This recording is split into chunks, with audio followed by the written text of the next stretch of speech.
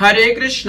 কার্তিক মাসের শুক্লপক্ষের চতুর্থী থেকে ছট পুজো শুরু হয় এবং থাকে মূলত সপ্তমী তিথি পর্যন্ত।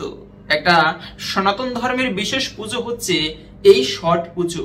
যদিও বাঙালিদের মধ্যে তেমন ভাবে এই ছট পুজোর প্রচলন দেখা যায় না, কিন্তু ভারতবর্ষের বিশেষ করে দক্ষিণ ভারতে, বিহারে, ঝাড়খণ্ডে এই সমস্ত অঞ্চলে বিশেষ করে এই ছট পুজো তথা সূর্যদেবের উপাসনা করা হয়ে থাকে।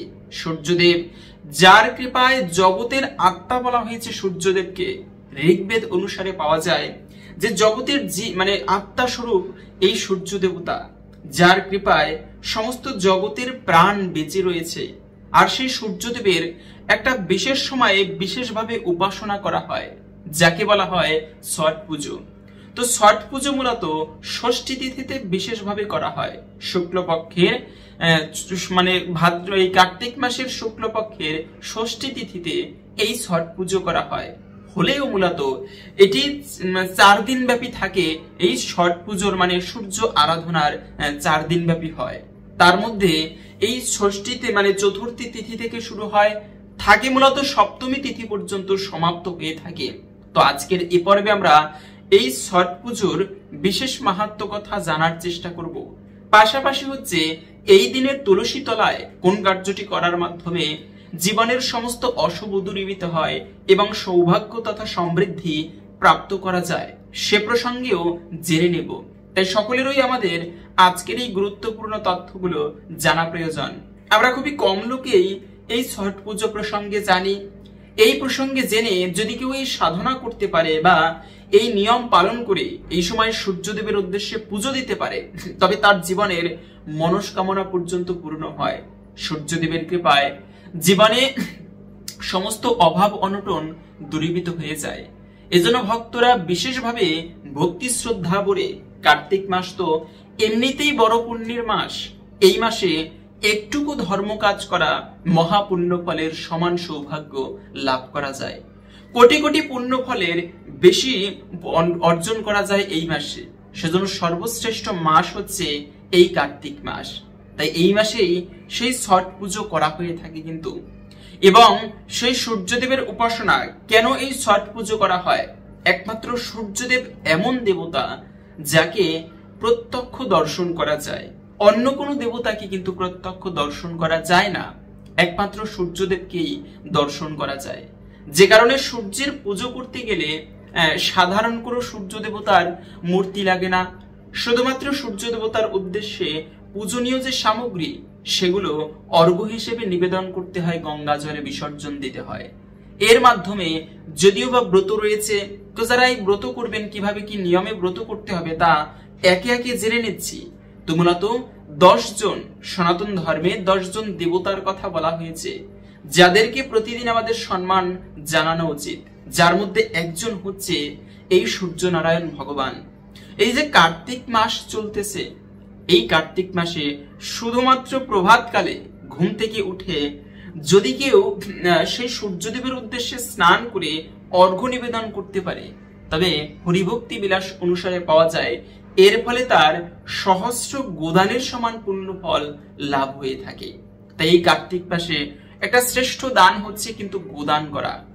যেমন পিতামাতা যদি মৃত্যুবরণ করে, তাদের শ্রাদ্ধ করার সময়ে ষোড়শ দান করা হয়, যার মধ্যে একটা দান রয়েছে কিন্তু গাভী দান। শুধুমাত্র গাভী দানের ফলেও পিতৃপুরুষ তারা নরক থেকে উদ্ধার পেয়ে স্বর্গে গমন করে। এই গাভী দান কিন্তু অত্যন্ত পুণ্যের দান। তাই সেই গাভীকে আপনারা দান করতে পারেন এই সময়ে। কিন্তু গাভী যদি দানও না করেন কার্তিক মাসে, কিন্তু শুধুমাত্র প্রভাতকালে স্নান করে, তবে এতেও তার সহস্র গোদানের সমান পুণ্য ফল প্রাপ্ত হবে। এজন্য এই কার্তিক মাসে বিশেষ করে 1 টাকাও যদি কেউ দান করতে পারে, তা সহস্র টাকা দানের ফল, পূর্ণ ফল লাভ করায়। এজন্য দানের উপরে পবিত্র বস্তু কিছু নেই জগতে।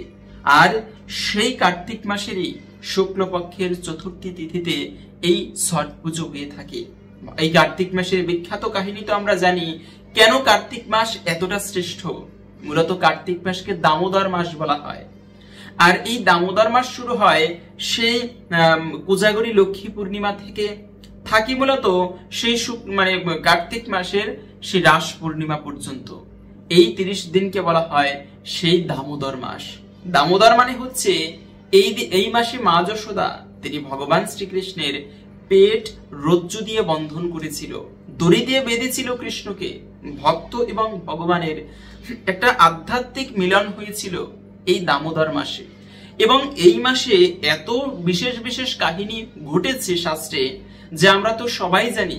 বিশেষ করে সেই গোবর্ধন পর্বতের বিখ্যাত কাহিনী। আপনাদের কৃপায় এই মাসেই সেই বৃন্দাবনের গোবর্ধন পর্বতের দর্শন হয়েছে। সাক্ষাৎ ভগবান শ্রীকৃষ্ণ এবং সেই গোবর্ধন পর্বত অভিন্ন। তো সেই পর্বতের কাহিনীটিও এই কার্তিক মাসে কিন্তু ঘটেছিল। মানে সেই ব্রজবাসীরা তারা হচ্ছে ইন্দ্রের পুজো করত, কিন্তু তারা গোবর্ধন পর্বতের পুজো করত না। ইন্দ্রের পুজো কেন করত? যে ইন্দ্র যদি বৃষ্টি দেয় তবে সেখানে অন্ন ভালো হবে, শস্যদানা ভালো হবে। কৃষ্ণ একবার দেখলো যে বাবা হচ্ছে সে ইন্দ্রের পুজো করে। প্রশ্ন করলো, বাবা এসব কেন করছো? বলে, দেখো কৃষ্ণ, যদি আমরা ইন্দ্রের যজ্ঞ করি, পুজো করি, তবে সেখান থেকে হচ্ছে প্রচুর বৃষ্টিপাত হবে এবং তার ফলে আমাদের গোমাতারা সেখানে কচি কচি ঘাস জন্মাবে, গোমাতারা খেয়ে বাঁচতে পারবে, শস্যদানাও ভালো হবে। তখন কৃষ্ণ বলল, আচ্ছা যেখানে হচ্ছে সেই সমুদ্রে তো মানে ইন্দ্রের পুজো কেউ করে না, সেখানে কেন বৃষ্টি হয়?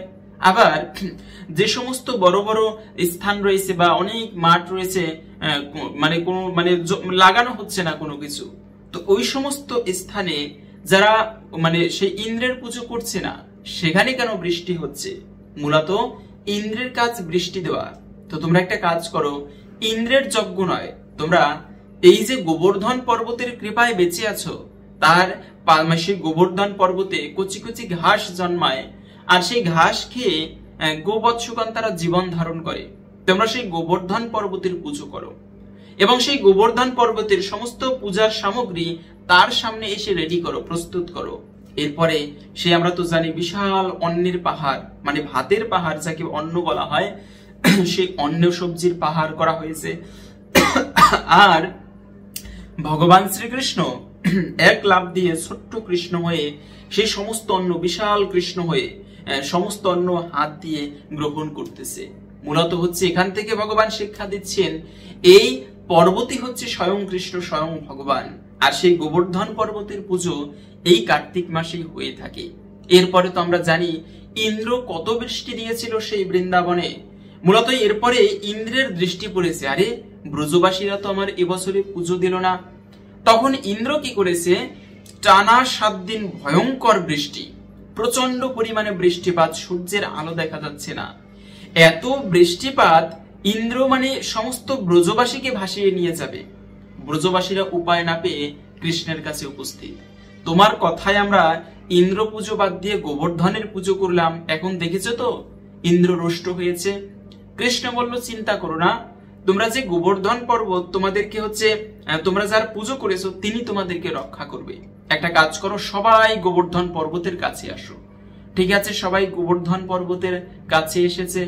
কৃষ্ণ কি করেছে, ছোট্ট কৃষ্ণ ভগবান শ্রীকৃষ্ণ তার কনিষ্ঠ আঙ্গুলের মাথায় গোবর্ধন পর্বতকে ধারণ করেছে, আর সবাই সেখানে আশ্রয় নিয়েছে। কিন্তু একটা কথা, বৃষ্টির তো চারিপাশে প্রচন্ড জল, সেই জল কি ভিতরে প্রবেশ করেনি পর্বতের ভিতরে? না, শেষনাগ বলরাম হচ্ছে শেষনাগ। বলরাম কি করেছে, শেষনাগ রূপে চতুর্দিক থেকে বাঁধের মতো দিয়ে রেখেছে, যাতে ভিতরে জল প্রবেশ করতে না পারে। এদিক থেকে ইন্দ্র তো প্রচন্ড বাড়ি বর্ষণ করছে, আর ওদিক থেকে ব্রজবাসীরা সবাই ওই গোবর্ধন পর্বতের নিচে হরিনাম করছে, আর সেখানে মহাভোজ, সেখানে আর একটা উৎসব শুরু করে দিয়েছে।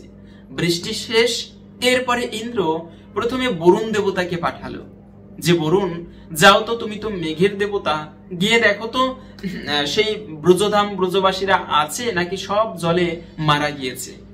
বরুণ এসে দেখে কোথায় ব্রজবাসী, খুঁজতে খুঁজতে দেখে গোবর্ধন পর্বতের নিচে তারা তো মহা উৎসব করছে, এ তো মহা আনন্দে আছে সবাই। এরপরে তো বরুণ অবাক হয়ে গেল। বরুণ গিয়ে তার প্রভু ইন্দ্রকে বলতে লাগলো, প্রভু এই ব্রজবাসীদের কিচ্ছু হয়নি, তারা উল্টো মহা আনন্দ করছে। ইন্দ্র তো রেগে, দেখ তুমি কিচ্ছু বুঝো না। এরপরে বায়ুকে পাঠালো। বায়ু দেবতা তুমি যাও তো, গিয়ে দেখো তো সেই ব্রজবাসীরা কি আছে নাকি মারা গিয়েছে, আমার তো মনে হয় কেউ বেঁচে নেই। বায়ু দেবতাও এসে ওই একই কাহিনী দেখলো, গিয়ে যখনই বললো বায়ু দেবতার কথাও বিশ্বাস করলো না। আরে মূর্খ, আমি এত বৃষ্টি দিয়েছি, কারো বাঁচার কথা নয়। এরপরে স্বয়ং সেই ইন্দ্র দর্শন করতে এসেছে, এসে দেখে ও কি ছোট্ট কৃষ্ণ গোবর্ধন পর্বতকে ধারণ করেছে, এত সামর্থ্য কার আছে। তখন উপলব্ধি করতে পারলো যে কোথাও একটা ভুল হয়েছে, তখন ক্ষমা চাইলো কৃষ্ণের কাছে। কৃষ্ণ বলল, ইন্দ্র তুমি মানে বৃষ্টির দেবতা ঠিক আছে, কিন্তু সবার উপরে দেবতাগিরি করবে না, দেবত্ব করবে না। এখানে হচ্ছে ব্রজধামবাসী, এর উপরে কোনো অধিকার খাটাবে না, এরা আমার আপনজন। তো ইন্দ্র তখন ক্ষমা চেয়ে গেল। এ হচ্ছে ভগবান শ্রীকৃষ্ণ। এই কাহিনীটি ঘটেছিল মূলত এই পবিত্র কার্তিক মাসে, এবং ভগবান শ্রীকৃষ্ণ রূপকিনীকে বলেছেন যে দেখো, তীর্থগণের মধ্যে যেমন গঙ্গা দেবী শ্রেষ্ঠ, যুগের মধ্যে যেমন সত্যযুগ শ্রেষ্ঠ, আবার সমস্ত বৈষ্ণবের মধ্যে যেমন মহাদেব শ্রেষ্ঠ, তেমনি এই সমস্ত মাসের মধ্যে শ্রেষ্ঠ হচ্ছে কিন্তু এই পবিত্র কার্তিক মাস। একটুকু মাত্র ধর্মের অনুষ্ঠান করলে মহাভয় থেকে সেই ব্যক্তি পরিত্রাণ বা রক্ষা পেয়ে থাকে। এজন্য মূলত কার্তিক মাসে ধর্ম কাজ করা অত্যন্ত পুণ্যময় এবং সৌভাগ্যের। চতুর্দিকে একটা আধ্যাত্মিক শক্তি বিরাজ করে এই কার্তিক মাসে। বিশেষ করে বলা হয়েছে এই কার্তিক মাসে অনেক প্রকার পুজো করা হয়। ছট পুজো, তারপরে হচ্ছে সেই ভূত চতুর্দশী, সেই লক্ষ্মী পুজো, 13 প্রদীপ প্রজ্বলন, এভাবে করে ধনত্রয়োদশী পালন, কত পুজো করা হয়ে থাকে। এমনকি ভগবান শ্রীবিষ্ণু তিনি পর্যন্ত এই কার্তিক মাসের একাদশীর দিনে, উত্থান একাদশীতে যোগনিদ্রা থেকে উত্থিত হয়। তারপরেও তার মধ্যে একটা শ্রেষ্ঠ পুজো হচ্ছে এই ছট পুজো। বাঙালিরা পালন না করলেও ততটা, মূলত দক্ষিণ ভারতে হিন্দি প্রদেশে বিভিন্ন রাজ্যে এই উৎসব বিশেষভাবে পালন করা হয়ে থাকে। তো আপনারাও প্রত্যেকে পালন করতে পারেন। এটি একটি সূর্যদেবের কৃপালাভের উৎসব। সূর্যদেব হচ্ছে নারায়ণ, সূর্যনারায়ণ ভগবান, যার কৃপা ফলে সে ব্যক্তির জীবনে রোগ শোক এবং সমস্ত অশুভ পর্যন্ত দূরীভূত হয়। এই সূর্যদেব হচ্ছে এমন অদ্ভুত দেবতা। এজন্য প্রত্যেকের প্রতিদিন ঘুম থেকে, প্রভাতকালে ঘুম থেকে উঠেই সকালবেলা সর্বপ্রথমে পূর্ব দিকে তাকিয়ে সনাতন ধর্মের রীতি আজও পর্যন্ত কিছু বৃদ্ধদের অথবা কিছু সাধুদের দেখতে পাবেন, সকালবেলা ঘুম থেকে উঠেই পূর্ব দিগন্তে তাকিয়ে সূর্য নারায়ণ ভগবানকে একটা প্রণাম করে। এই সূর্য দেবতা তিনি দেবতা নয় প্রকৃত, তিনি হচ্ছে ভগবান নারায়ণেরই একটা প্রকাশ, সূর্য নারায়ণ ভগবান।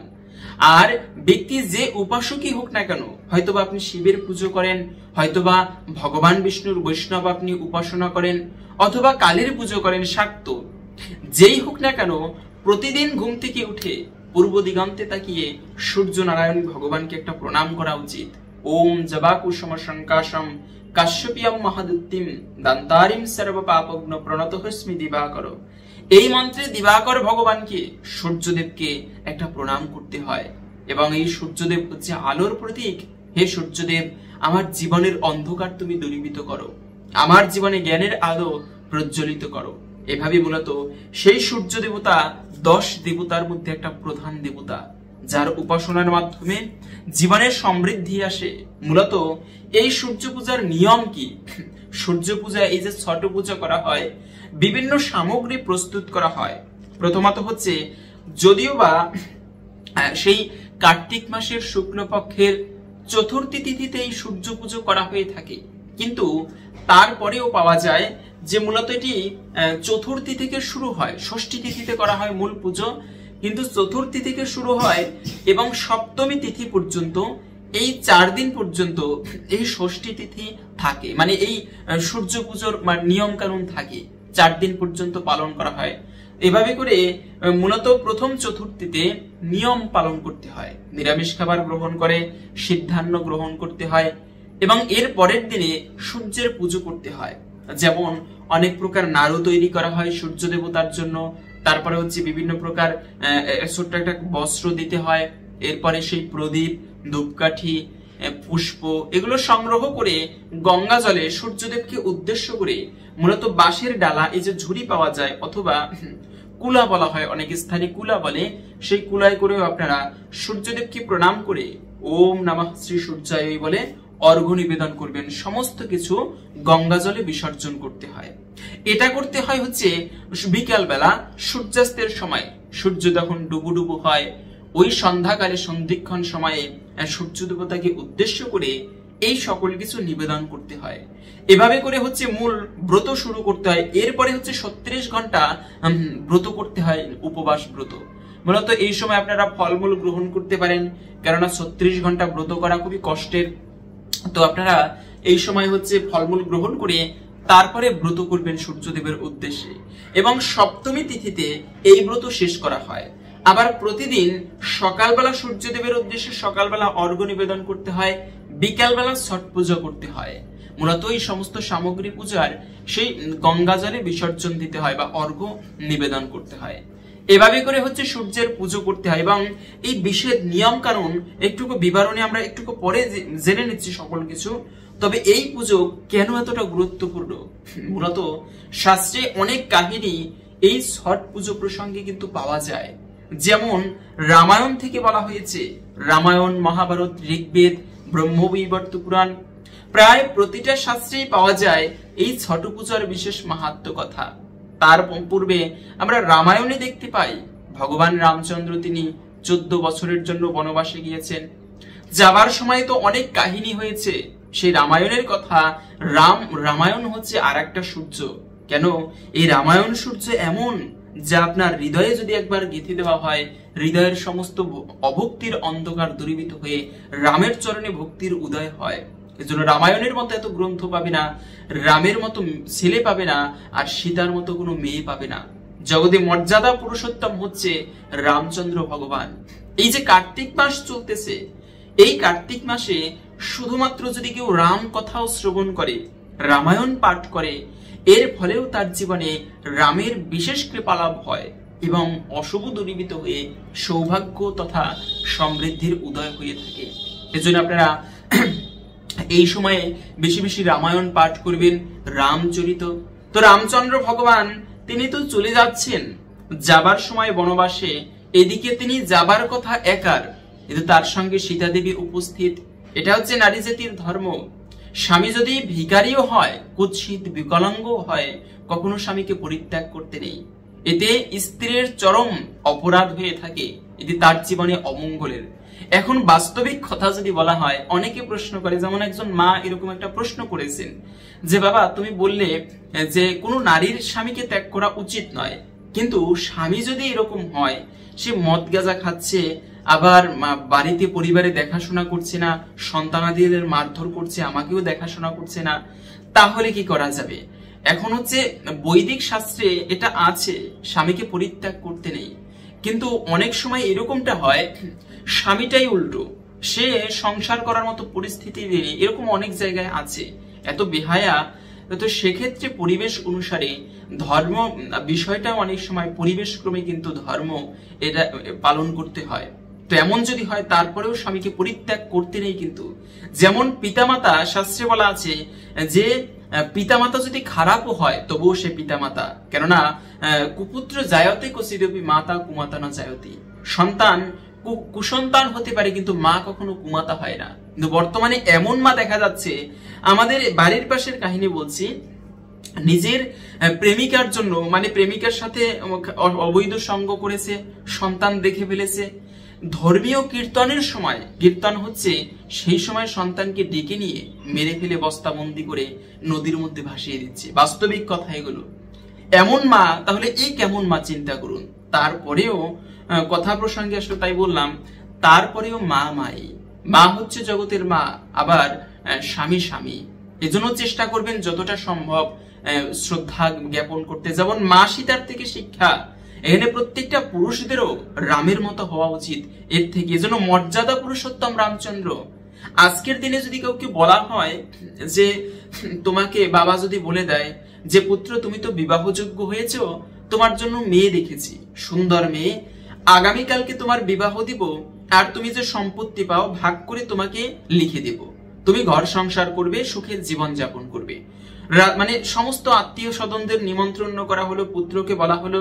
পুত্র মনে মনে একটুকু হলেও খুশি, কেন সে সংসারের দায়িত্ব গ্রহণ করবে, বৈবাহিক জীবনে পদার্পণ করবে, একটুকু হলেও খুশি হবে। কিন্তু চিন্তা করুন, পরের দিনে যদি তাকে বলা হয় যে পুত্র তুমি বিবাহ করতে পারবে না, বা তোমাকে বিবাহ দেওয়া হবে না, আবার তোমাকে সম্পদও দেওয়া হবে না, তুমি 14 বছরের জন্য নয়, তুমি 14 মাসের জন্য বনবাসে যাবে।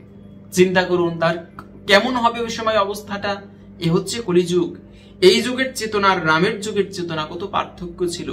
রামচন্দ্র ভগবানকে বলেছিল, রাম দশরথ বলেছিল তুমি মানসিকভাবে প্রস্তুতি নাও, তোমার আগামীকালকে রাজ্যাভিষেক হবে, রাষ্ট্রীয় যজ্ঞ হবে, তুমি হবে এই সেই অযোধ্যাপুরীর রাজা। সমস্ত প্রজারা খুবই খুশি, রামচন্দ্রকে রাজা হিসেবে পাবে। রামচন্দ্র ভগবান খুশি এজন্য যে বাবা তাকে একটা সেবা দিবে, ভরসা করবে তার উপরে, এজন্য রামচন্দ্র খুশি। কিন্তু পরের দিনে যখন বলা হলো যে রাম তুমি রাজা হতে পারবে না, তুমি 14 বছরের জন্য বনবাসে যাবে, রামচন্দ্র ভগবানের মানে তার হাসি হাসি মুখ। কেন? তিনি রাজ্যে থাকলেও বাবার সেবা করত, আর বনবাসে যাচ্ছে এখানেও বাবার সেবা করবে, তার কিন্তু কোনো পরিবর্তন নেই। লক্ষণ তোর আগে গজগজ করতেছে, লক্ষণকে রাম সান্ত্বনা দিচ্ছে। আবার সীতা দেবী তো স্বামী যেখানে যাবে তিনি সেখানেই যাবে, এজন্য এখান থেকে শিক্ষা। মাসি তাকে এত করে বোঝাচ্ছে যে সীতা তুমি বনবাসে থাকতে পারবে না, তুমি থাকো অযোধ্যায়, এখানে থাকো, আমি 14 বছর পরে আবার ফিরে আসবো। কেন? বনবাস আমার জন্য, তোমাদের জন্য নয়। লক্ষণও যাবে, সীতাও যাবে। উপায় না পেয়ে রামচন্দ্র দুজনকেই নিয়ে চললো। এই রাম সীতা লক্ষণ 3 জনে বনবাসে গিয়েছিল। আমরা তো জানি যাবার সময় সেই এক এক করে সেই ভরদ্বাজ ঋষির আশ্রমে উপস্থিত হলো। কত ঋষির আশ্রমে ভরত যখন জানতে পেরেছে, ভরত তখন ছিল না অযোধ্যাপুরীতে, ভরত এই লক্ষণ কতটা রামের ভক্ত, এর থেকে আরো বেশি ভক্ত হচ্ছে কিন্তু ভরত মহারাজ। এই ভরত যদি জানতো যে রামচন্দ্র চলে যাচ্ছে, তবে রামকে ওর সাথে যেতে কেউ আটকাতে পারতো না, রামের সাথে। ভরতও যেত রামের সাথে, সে যেই হোক না কেন। কিন্তু ভরত মহারাজ গিয়েছিল শেষ পর্যন্ত রামকে ফিরিয়ে আনতে। কিন্তু ওই সময় রামচন্দ্র ভগবান অনেক করে, ভরত মহারাজ এমন করে বলেছে, রামচন্দ্র ভগবান উপায় পাচ্ছে না। রেগে গিয়ে রামচন্দ্র তখন বলল, আরে তুমি বাবার আদেশ পালন করবে না, আমার কথা, তুমি আমার সাথে যাবে। আমি তোমাকে, যেহেতু তুমি আমাকে শ্রদ্ধা করো, আমি তোমাকে আদেশ দিচ্ছি, তুমি অযোধ্যায় গিয়ে তুমি রাজ্য পরিচালনা করো। তখন দশরথ মহারাজ রামকে ফিরিয়ে নিতে না পেরে রামের পাদুকা নিয়ে গিয়েছিল। তো সেই স্থান আজও পর্যন্ত আছে, সেই নদীর পাড় থেকে রামের পাদুকা দশরথ মহারাজ এনেছিল। কত সুন্দর সেই কাহিনী রামায়ণের। আপনারা অধ্যয়ন করবেন, জীবনে একবার হলেও প্রত্যেকের রামায়ণ শাস্ত্র অধ্যয়ন করা উচিত, অথবা কোন শুদ্ধ বৈষ্ণবের শ্রীমুখ থেকে শ্রবণ করা উচিত সম্পূর্ণ রামায়ণ। এর ফলেও আপনি এই রামচন্দ্র ভগবানের বিশেষ কৃপা লাভ করতে পারবেন। তো মূলত এই কাহিনীটা বলার উদ্দেশ্য হচ্ছে যে রামচন্দ্র ভগবান এভাবে করে সেই বনবাসে গিয়েছে। বনবাসে গিয়ে তো অনেক কাহিনী হলো। ফিরে এসে সেই রামচন্দ্র ভগবান সূর্যদেবের পুজো করেছিল।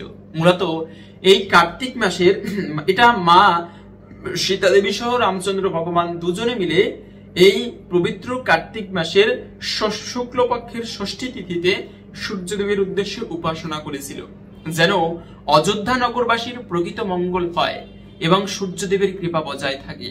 এজন্য এই ষষ্ঠী তিথিতে ছট পূজা করেছিল, কিন্তু সূর্যদেবের আরাধনা করেছিল। এবং ঋগ্বেদের প্রথমেও এই ছট পূজার মাহাত্ম্য প্রসঙ্গে বলা হয়েছে, কিন্তু ঋগ্বেদেও বলা হয়েছে সূর্য পুজোর ফলে ব্যক্তির জীবনে আধ্যাত্মিক উন্নতি হয়। দ্বিতীয়ত হচ্ছে সে ব্যক্তি সমস্ত কর্মে উন্নতি লাভ করতে পারে, জীবনে মনস্কামনা পর্যন্ত পূর্ণ হয়। শুধু তাই নয়, মহাভারতের 2টি কাহিনী পাওয়া যায়। আমরা তো জানি সেই বিখ্যাত কাহিনীর কথা, পঞ্চপাণ্ডব তারা বনবাসে গিয়েছেন, সেই কথা তো আমরা সবাই জানি।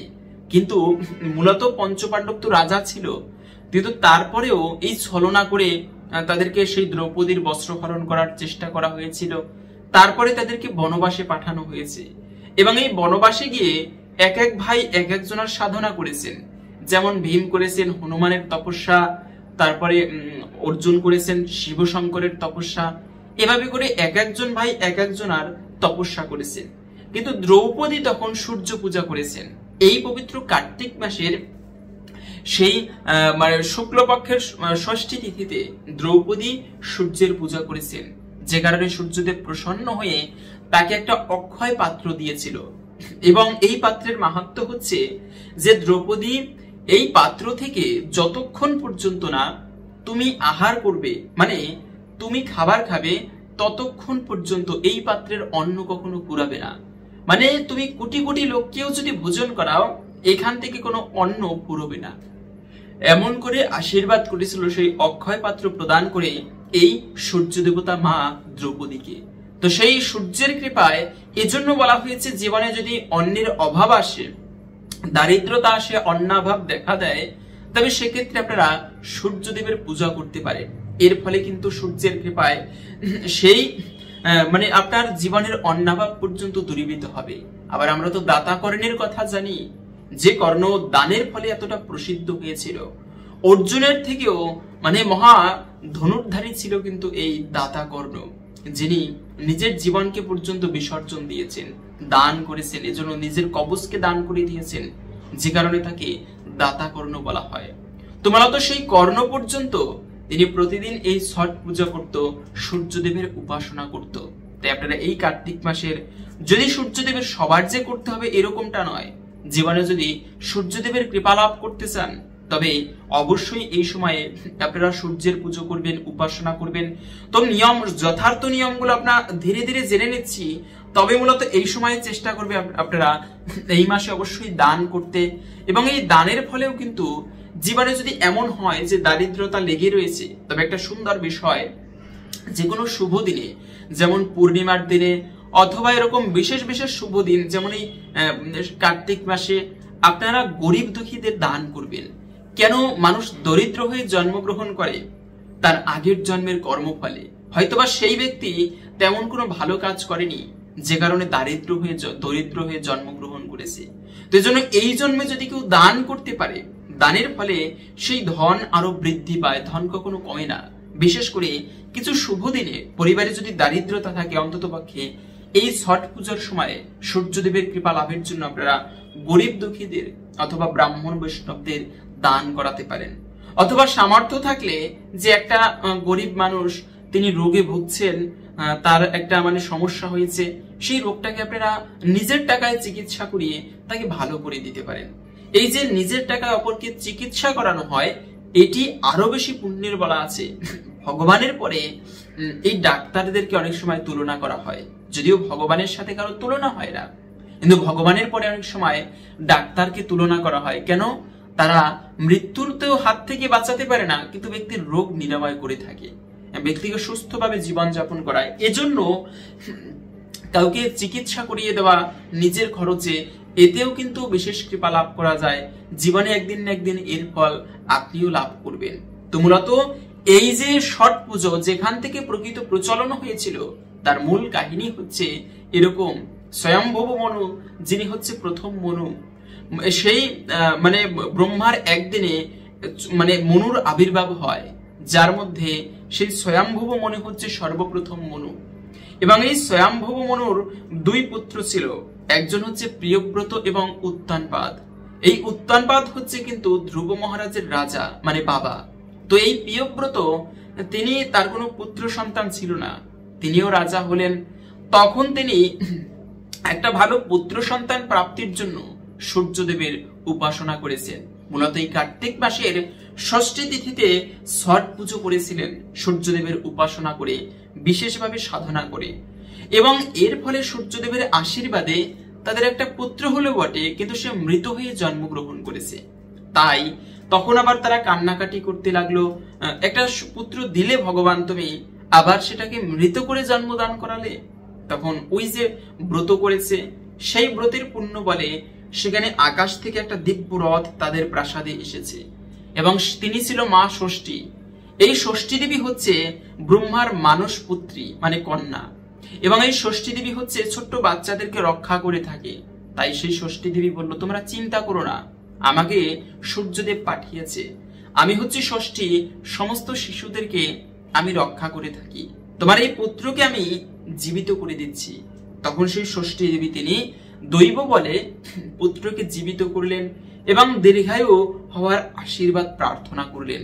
তাই যারা সুসন্তান প্রাপ্ত করতে চান তারাও আপনারা এই ছট পুজো বিশেষ ভক্তি শ্রদ্ধা করে পালন করতে পারেন। এবং এই সময় মনে রাখবে, কখনো এই ছট পুজোর নিয়ম রয়েছে, এই ছট পুজোর সময়ে কখনো আপনারা আমিষ খাবার ভক্ষণ করবেন না। অবশ্যই চেষ্টা করবেন ব্রত করতে, কিন্তু অনেক সময় আছে অনেকে ব্রত করতে চায় না, সেক্ষেত্রে ব্রত করা উচিত। মূলত এর মূল নিয়মই হচ্ছে চতুর্থীতে নিরামিষ খাবার গ্রহণ করতে হয়, তারপরে হচ্ছে এর পরের দিনে গিয়ে সকালবেলা সূর্যের উদ্দেশ্যে পুজো করতে হয়, বিকালবেলা সেই সূর্যের পুজোর সামগ্রী অর্ঘ্য নিবেদন করতে হয় সূর্যদেবের উদ্দেশ্যে। এভাবে করে 36 ঘন্টার ব্রত করতে হয়, উপবাস করতে হয়। এখন এই উপবাসই হচ্ছে মূল বিষয়। এরপরে সূর্য পুজো। তো আপনারা উপবাস করতে না পারলেও প্রতিদিন খুবই ভোরে ভোরে ঘুম থেকে উঠবেন। আমাদের নিয়ম রয়েছে সনাতন শাস্ত্রে, সূর্যদেব উদিত হবার পূর্বে প্রত্যেকের শয্যা ত্যাগ করা উচিত, স্নান করা উচিত। না হলে এই যে ভোরের বাতাস বা সকালবেলার যদি সূর্যের আলো গায়ে লাগে, এতে ব্যক্তির শরীরে ভিটামিন ডি বৃদ্ধি পায় এবং ভোরের হাওয়া গায়ে লাগানোর স্বাস্থ্যের জন্য কিন্তু খুবই উপকারী। তা আপনারা এই সময় অবশ্যই সেই ভোরে ভোরে ঘুম থেকে উঠবেন এবং সকালবেলা সূর্যদেবকে উদ্দেশ্য করে অবশ্যই প্রণতি নিবেদন করবেন। তা আমরা এখন জেনে নিচ্ছি এই ছট পুজোর বিশেষ মাহাত্ম্য কথা এবং সঠিক নিয়ম কানুন। তারপরে এই তুলসী তলায় কোন কার্যটি করলে এর ফলে জীবনের সমৃদ্ধি আসবে এবং অশুভ পর্যন্ত দূরীভূত হবে পরিবারের। যদি এই সময় কিছু নাও করতে পারেন, তবে তুলসী তলায় যে কার্যটি বা তুলসী দেবীকে যে কার্যটি করবেন এর ফলে বিশেষ কৃপা লাভ হবে। তো আমরা এখন জেনে নিচ্ছি প্রথমে ছট পুজোর বিশেষ মাহাত্ম্য কথা। কিছুক্ষণ সময় ধৈর্য ধরে আসুন, এই গুরুত্বপূর্ণ বিষয়গুলো জেনে নিচ্ছি। ভারতের অন্যতম প্রাচীন ও শ্রেষ্ঠতম উৎসবগুলির মধ্যে ছট পুজো একটি। এই পূজা মূলত সূর্যদেব ও তার পত্নী উষা দেবীর উদ্দেশ্যে নিবেদিত। হিন্দু ধর্মে সূর্য একমাত্র দৃশ্যমান দেবতা, যিনি প্রতিনিয়ত চোখের সামনে বিরাজমান, তাই তাকে প্রত্যক্ষ দেবতা বলা হয়। ছট পুজো মানে সেই প্রত্যক্ষ দেবতার প্রতি ভক্তির গভীর প্রকাশ। ছট পূজার উৎপত্তি বৈদিক যুগে ঋগ্বেদে সূর্য উপাসনার কথা বলা হয়েছে। সূর্য, সোম ও রুদ্র এই তিন দেবতা সৃষ্টির মূল শক্তি। আজও বিহার, ঝাড়খণ্ড, উত্তরপ্রদেশ, নেপাল ও ভারতের নানান প্রদেশে এই ছট পুজো মহা উৎসব রূপে পালিত হয়। ছট পূজার অর্থ এবং নামের উৎপত্তি। ছট পূজা শব্দটি সংস্কৃত ষষ্ঠী থেকে এসেছে, যার অর্থ ষষ্ঠ দিন। এই পূজা কার্তিক মাসের শুক্লপক্ষের ষষ্ঠ দিনে পালিত হয়, অর্থাৎ কার্তিক শুক্ল ষষ্ঠী তিথি। কিন্তু পূজা হয় 4 দিন আগে থেকেই, যা সূর্য আরাধনার পূর্ব চক্র। তাই ছট পূজাকে শুধু একটি দিন নয়, বরং 4 দিনের এক আধ্যাত্মিক সাধনা বলা হয়। ছট পূজার পৌরাণিক কাহিনী। ছট পূজার সঙ্গে জড়িয়ে আছে বহু প্রাচীন পুরাণ কাহিনী। কয়েকটি প্রধান কাহিনী পাওয়া যায় শাস্ত্রে, বিশেষ করে পাণ্ডবদের কাহিনী। ভারতবর্ষে মহাভারতের কাহিনী অনুযায়ী রাষ্ট্রীয় যজ্ঞের পর পাণ্ডবরা সব হারিয়ে নির্বাসনে যান। তখন দ্রৌপদী ছট পূজা পালন করেন সূর্যদেবের আশীর্বাদ প্রার্থনায়। সূর্যদেব তাকে অক্ষয় পাত্র দেন, যার মাধ্যমে পাণ্ডবরা নির্বাসনকালে কখনো অভাবে পড়েননি। তাই তাকে বলা হয় ছট পূজা। ছট পূজা করলে অক্ষয় সৌভাগ্য এবং সন্তানের মঙ্গল লাভ হয়। শ্রী রামচন্দ্রের কাহিনী। ত্রেতা যুগে অযোধ্যার রাজা শ্রী রাম যখন রাজ্যাভিষেকের আগে অযোধ্যা ফিরে আসেন, তখন তিনি ও মা সীতা সূর্যদেবের আরাধনা করেন। তারা কার্তিক মাসের শুক্ল ষষ্ঠীতে উপাসনা থেকে সূর্যকে অর্ঘ্য দেন। তখন থেকেই এই দিনটি ছট নামে পরিচিত হয়ে ওঠে। এবং কর্ণের কাহিনী। মহাভারতের বীর কর্ণ সূর্যদেবের পুত্র ছিলেন। তিনি ছিলেন সূর্যোদয়ের সময় তিনি প্রতিদিন সূর্যোদয়ের সময় জলে দাঁড়িয়ে সূর্যকে অর্ঘ্য দিতেন।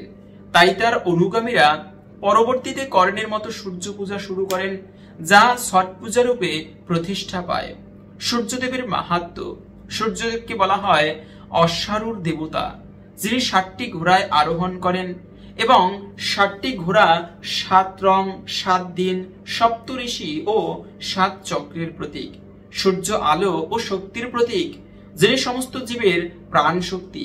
শাস্ত্রে বলা হয়েছে সূর্য থেকে সমস্ত জীবের উৎপত্তি। ছট পূজায় সূর্য উপাসনার মাধ্যমে মানুষ প্রকৃতির প্রতি কৃতজ্ঞতা জানায়, আলো, বায়ু, জল ও শক্তির প্রতি শ্রদ্ধা জ্ঞাপন করে। ছট পূজার মাহাত্ম্য। ছট পূজা শুধুমাত্র একটি ধর্মীয় অনুষ্ঠান নয়, এটি এক আধ্যাত্মিক শুদ্ধি ও শৃঙ্খলার সাধনা। সূর্য ও উষা দেবীর আরাধনা করে শরীর, মন ও আত্মাকে শুদ্ধ করা, বংশের মঙ্গল এবং সন্তানের দীর্ঘায়ু কামনা করা, প্রকৃতির প্রতি শক্তির প্রতি শ্রদ্ধা, আলো, বাতাস, নদী ও পৃথিবীর প্রতি কৃতজ্ঞতা জানানো হয় এই পূজার মাধ্যমে। সত্য, শুচিতা ও তপস্যা ছট পূজার সব থেকে গুরুত্বপূর্ণ বৈশিষ্ট্য। উপবাস এবং সূর্য স্নান শরীরের জন্য অত্যন্ত উপকারী। ছট পূজার 4 দিনের বিধি নিয়ম। ছট পূজা মোট 4 দিন ধরে চলে। প্রতিদিনের নির্দিষ্ট নাম, উদ্দেশ্য এবং আচার আছে। প্রথম দিনের নাম নহাই খাই, অর্থ প্রথম দিনে উপবাসীরা যিনি ছট পুজো করেন তিনি নদীতে বা পবিত্র জলে স্নান করে শরীর শুদ্ধ করেন। এরপর বাড়িতে নিরামিষ ভোজন করেন, ডাল, ভাত ও কুমড়ার তরকারি দিয়ে। নিয়ম: ওই দিন ঘরে পবিত্রতা বজায় রাখতে হয়। রান্না করতে হয় মাটির চুলায় বা কাঠের আগুনে। ঘরে কোনো রসুন, পেঁয়াজ ও মাংসজাত দ্রব্য ব্যবহার করা হয় না। দ্বিতীয় দিন খরনা। এই দিনে সূর্যাস্তের সময় খরনা পালন করা হয়। দিনভর উপবাস থাকে এবং সন্ধ্যায় সূর্যকে অর্ঘ্য দেওয়ার পর গুড় চিরা দুধের পায়েস খাওয়া হয়। নিয়ম: খরনা শেষে পরিবারের সবাই প্রসাদ গ্রহণ করেন। এরপরই 36 ঘন্টা নির্জলা উপবাস করেন, অর্থাৎ জল পর্যন্ত পান করেন না। তবে যারা না পারবেন, অপারক, তারা আপনারা ফলমূল খেয়ে অথবা ভগবানের প্রসাদ খেয়েও এভাবে করে সূর্য পুজো করতে পারেন। এবং তৃতীয় দিন সন্ধ্যা অর্ঘ্য। এই দিন ছট পূজার মূল দিন। সূর্যাস্তের সময় নদী, পুকুর বা জলাশয়ে গিয়ে অস্তগামী সূর্য দেবতাকে অর্ঘ্য নিবেদন করতে হয়। আচার: নদীর ধারে প্যান্ডেল বা সুন্দর করে সাজিয়ে ভক্তরা সঙ্গীত, ভজন গিয়ে সূর্য আরাধনা করেন। নারীরা মাথায় বাঁশের ডালা নিয়ে তাতে থাকে থেতো কলা, আপেল, নারকেল, সুজি, ময়দার ঠেকুয়া, মাটির প্রদীপ ও গঙ্গা জল। সূর্যাস্তের সময় ওম নমঃ সূর্যায় মন্ত্রে অর্ঘ্য দেওয়া হয়। এই দিন প্রকৃতির দৃশ্য অপূর্ব। সূর্যাস্তের লাল আলো নদীর জলে প্রতিফলিত হয়ে এক আধ্যাত্মিক পরিবেশ সৃষ্টি করে। চতুর্থ দিন উদয়মান সূর্যকে অর্ঘ্য নিবেদন করা হয়। শেষ দিন সকালে সূর্যোদয়ের আগেই ভক্তরা আবার জলে দাঁড়িয়ে সূর্যোদয় দেখেন এবং সূর্য দেবতাকে উদ্দেশ্য করে অর্ঘ্য নিবেদন করেন। এবার তারা উষা দেবীকেও প্রণাম করেন, যিনি নতুন জীবনের সূচনা ও প্রভাতের প্রতীক। এরপর উপবাসীরা নিজেদের উপবাস ভঙ্গ করেন, পরিবারের সকলের মঙ্গল কামনা করেন। এই দিনই ছট পূজার পরিসমাপ্তি। ছট পূজার প্রধান সামগ্রী: বাঁশের ডালা বা বড় ঝুড়ি, গঙ্গা জল বা নদীর জল, ঠেকুয়া পূজার জন্য বিশেষ মিষ্টি, চিরা, গুড়, দুগ্ধ, নারকেল, আপেল, কলা, আখ, মাটির প্রদীপ ও আগরবাতি, হলুদ, চন্দন, ধূপ এবং ফুল। শাস্ত্রীয় দৃষ্টিতে ছট পূজার মাহাত্ম্য: ছট পূজা কোনো মূর্তি বা প্রতিমার পুজো নয়, বরং প্রকৃতির শক্তি ও সূর্যের তত্ত্ব পূজা। বেদে বলা হয়েছে সূর্য কেবল আলো নয়, জীবনের প্রতীক। ছট পূজার মাধ্যমে মানুষ সূর্যের সঙ্গে একাত্মতা স্থাপন করে। এই একাগ্রতা ধ্যান, যোগ ও তপস্যার পথ উন্মুক্ত করে। বৈজ্ঞানিক ব্যাখ্যা: ছট পূজার সময় উপবাস, সূর্যোদয় ও সূর্যাস্তের জলের স্পর্শ, গভীর শ্বাস প্রশ্বাস, এসবের বৈজ্ঞানিক বিভিন্ন উপকারিতা শাস্ত্রে বলা হয়েছে। সূর্যোদয়ের আলো শরীরের ভিটামিন ডি বৃদ্ধি করে। জলে দাঁড়িয়ে সূর্যদেবকে দেখলে চোখ এবং স্নায়ু শান্ত থাকে। উপবাস শরীরকে ভিট এক্সকিউফাই করে, মনোসংযোগ ও মানসিকতা প্রশান্তি বৃদ্ধি পায়। ছট পূজার প্রতিটি ধাপে লুকিয়ে আছে গভীর আধ্যাত্মিকতা। জল পবিত্রতা এবং জীবন, সূর্য চেতনা এবং শক্তি, উপবাস ইন্দ্রিয় সংযম অর্ঘদান, ত্যাগ এবং কৃতজ্ঞতা। প্রভাত সূর্য জীবনের নতুন সূচনা। তাই ছট পূজা কেবল একটি উৎসব নয়, এটি এক আধ্যাত্মিক অনুশীলন। আজকের যুগে ছট পূজা শুধু বিহার বা উত্তর ভারতের উৎসব নয়, এটি ভারতের প্রতিটি প্রান্তে ও বিশ্বের নানান দেশে ছড়িয়ে পড়েছে। Dubai, London, new York, Kathmandu, সর্বত্র ভারতীয়রা নদীর ধারে সূর্য আরাধনা করেন। এটি ভারতীয় সংস্কৃতির একতা, ভক্তি ও প্রকৃতি প্রেমের প্রতীক।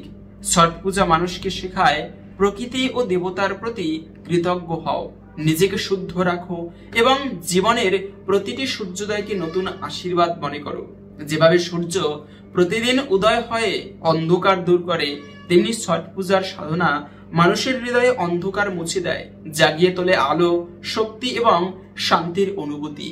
এই ছিল মূলত ছট পূজার বিশেষ নিয়ম এবং মাহাত্ম্য কথা। আশা করি বুঝতে পেরেছেন এই ছট পূজা করলে আমরা কি ফল লাভ করতে পারি। আপনারা এই সময়ে অন্ততপক্ষে পুজো করতে না পারলেও প্রতিদিন প্রভাতকালে ঘুম থেকে উঠে সূর্যদেবকে প্রণাম করে তার উদ্দেশ্যে অর্ঘ্য নিবেদন করতে পারেন। এবং এই কার্তিক মাস মহাপুণ্যের মাস, এই মাসে শুধুমাত্র ছট পুজোর সময় নয়, তুলসী সেবার বিশেষ গুরুত্ব শাস্ত্রে বর্ণনা করা হয়েছে। তুলসী সেবা করা এর মাধ্যমেও ভগবানের বিশেষ কৃপা লাভ করা যায়। পরিবারে দারিদ্রতা থাকলে প্রতিদিন তুলসী সেবা করে সন্ধ্যাকালে একটা প্রদীপ প্রজ্বলন করার মাধ্যমেও, এর ফলেও সে ব্যক্তির সমস্ত অভাব দূরীভূত হয়, মা লক্ষ্মীর কৃপা লাভ হয় কিন্তু শুধুমাত্র তুলসী সেবা করার মাধ্যমে। তো এই তুলসী তলায় কোন কার্যটি করবেন? অনেকে বলে একটুকু তাবিজ বেঁধে দিন, তুলসী তলায় মঙ্গল হবে, এই করুন মঙ্গল হবে। না, এসব করবেন না।